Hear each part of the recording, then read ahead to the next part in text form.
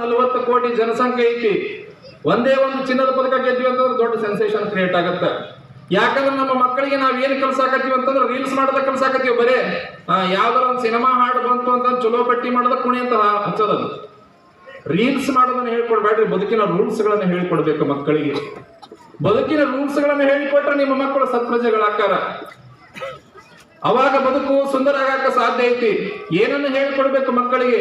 ವಾದ ಗೆಲ್ಲದನ್ನ ವಾತ್ಸಲ್ಯ ಗೆಲ್ಲುತ್ತದೆ ಅನ್ನೋದನ್ನ ಹೇಳ್ಕೊಡ್ರಿ. ಶಸ್ತ್ರ ಗೆಲ್ಲದನ್ನ ಶಾಸ್ತ್ರ ಗೆಲ್ಲುತ್ತೆ ಅನ್ನೋದನ್ನ ಹೇಳ್ಕೊಡ್ರಿ.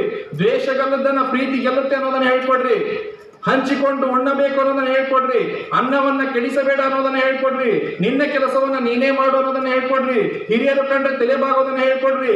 ಗುರುಗಳು ಕಂಡ್ರೆ ನಮಸ್ಕಾರ ಮಾಡೋದನ್ನ ಕಲಿಸ್ರಿ. ಅದರ ಜೊತೆಗೆ ಕದ್ದ ಕೋಟಿ ರೂಪಾಯಿಗಿಂತ ಬೆವರು ಸುರಿಸಿ ದುಡಿದಿರುವಂತ 100 ರೂಪಾಯಿ ಶ್ರೇಷ್ಠ ಅನ್ನೋದನ್ನ ಕಲಿಸಿಬಿಡ್ರಿ. ನಿಮ್ಮ ಮಕ್ಕಳು ಈ ನಾಡಿನ ಉತ್ತಮ ಪ್ರಜೆಗಳಾಗ್ತಾರೆ. ಸಂಪತ್ತಿನ ಹಿಂದೆ ಬೆನ್ನ ಹಚ್ಚಕ್ ಹೋಗ್ಬೇಡ್ರಿ. ಸಂಸ್ಕಾರದ ಹಿಂದೆ ಮಕ್ಕಳನ್ನ ಕಳಿಸುವಂತ ಕೆಲಸ ಮಾಡಬೇಕು. ಸಂಸ್ಕಾರ ಇಲ್ಲಂದ್ರೆ ಬಹಳ ಕಷ್ಟ ಆಗತ್ತೆ. ಹಂಚ್ಕೊಂಡು ಉಣ್ಣೋದನ್ನ ಕಲಿಸ್ಬೇಕು. ತಾಯಂದಿರ ಮಕ್ಕಳಿಗೆ ಟಿಫನ್ ಬಾಕ್ಸ್ ಕಟ್ತಿರ್ತಾರೆ ನೋಡ್ಬೇಕು. ಅದ ಬಂದಿತ್ತು ನೋಡ್ರಿ. ಅದೇನ್ರಿ ಅದು? ಮ್ಯಾಗಿ ಅಂತ. ಮ್ಯಾಗಿ ಅದು ಏನ್ ಹೆಸರ ಏನದು? ಇನ್ನೊಂದು ಬೈಕ್ ನೋಡ್ರಿ, ಅದು ಕುರುಕುರಿ ಅಂತ. ಕುರುಕುರಿ ತಿನ್ನೋದ ಕಿರಿಕಿರಿ ಶುರು ಮಾಡಿಬಿಡೋದು. ಇವ ಹೆಚ್ಚಿಗೆ ಕಂಪನಿಗೆ ಅದು ಮ್ಯಾಗಿ ಮಾಡ್ಕೊಡ್ಬೇಕಾದ್ರೆ ಹೇಳ್ತಿರ್ತಾರೆ, ನೋಡು ಮ್ಯಾಗಿ ಕಟ್ಟಿ ನಿನಗ ನಿಮ್ ಫ್ರೆಂಡ್ ಯಾರಿಗೂ ಕೊಡಾಕ್ ಹೋಗ್ಬೇಡ, ಇದ್ರಾಗ ಗೋಡಂಬಿ ಹಾಕಿನಿ, ದ್ರಾಕ್ಷಿ ಹಾಕಿನಿ, ಮಣಕ ಹಾಕಿನಿ, ಎಲ್ಲ ಹಾಕಿನಿ. ಏನ್ ಶಾಲೆಯಾಗ ಊಟಕ್ಕೆ ಬಿಡುತ್ತಿಲ್ಲ ಮಧ್ಯಾಹ್ನ ಒಬ್ಬ ಮ್ಯಾಗಿ ತಗೊಂಡು ಗೂಗಿ ಅಂತ ಒಬ್ಬ ಕುಂತು ತಿಂದು ಬಾ ಅಂತ ಹೇಳ್ತಿರ್ತಾರ ಅವ್ರು. ಗೆಳೆಯರು ಯಾರಿಗೂ ಕೊಡ್ಬೇಡ್ರಿ ಅಂತ ಹೇಳ್ತಿರ್ತಾರ. ಆ ತಪ್ಪನ್ನು ಮಾಡಕ್ ಹೋಗ್ಬೇಡ್ರಿ.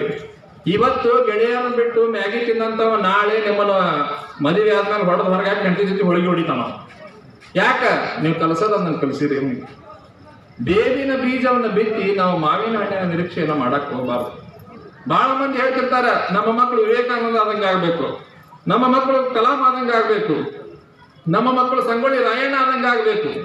ನಾ ಹೇಳೋದಂತಂದ್ರ, ನಿಮ್ಮ ಮಕ್ಕಳು ವಿವೇಕಾನಂದ ಆದಂಗ ಆಗ್ಬೇಕಾಗಿತ್ತಂದ್ರ, ನಿಮ್ಮ ಮಕ್ಕಳು ಭಗತ್ ಸಿಂಗ್ ಆದಂಗ ಆಗ್ಬೇಕಾಗಿತ್ತು ಅಂದ್ರ, ನಿಮ್ಮ ಮಕ್ಕಳು ಕಲಾಂ ಆದಂಗ ಆಗ್ಬೇಕಾಗಿತ್ತು ಅಂದ್ರ, ವಿವೇಕಾನಂದರ ತಂದೆ ತಾಯಿ ಹೆಂಗಿದ್ರಲ್ಲ ಹಂಗ ನೀವಿರೋದನ್ನ ಕಲಿಬೇಕು.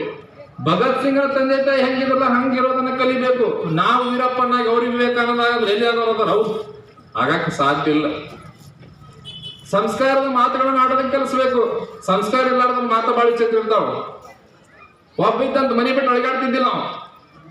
ವಯಸ್ಸಿಗೆ ಬಂದ ತಾಯಿ ಹೇಳಿದ್ರು, ಹಿಂಗ ಕುಂತಿದ್ರೆ ಹೆಂಗ ನೀನು ಹೊರಗೋ ಸ್ವಲ್ಪ ಮಾತಾಡೋದ್ ಕಲಿ ಅಂತಂದು ಹೇಳಿದ ತಾಯಿ.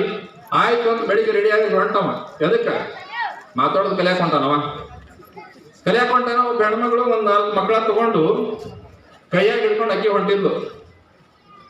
ಹೊಂಟುವಂತ ಸಂದರ್ಭದಲ್ಲಿ ನೋಡಿದಕ್ಕಿ ನಾನು